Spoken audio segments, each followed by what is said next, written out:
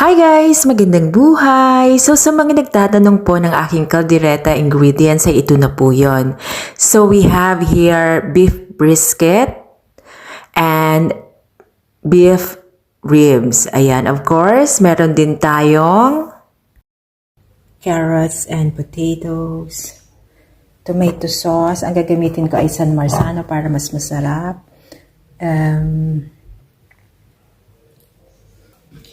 Chickpeas or garbanzos, of course, soya, silver swan, baka naman, olive oil, green and red bell pepper. I put laurel, galing sa garden ko, sapat, onion, and garlic. So, yan yung mga ingredients ko, guys.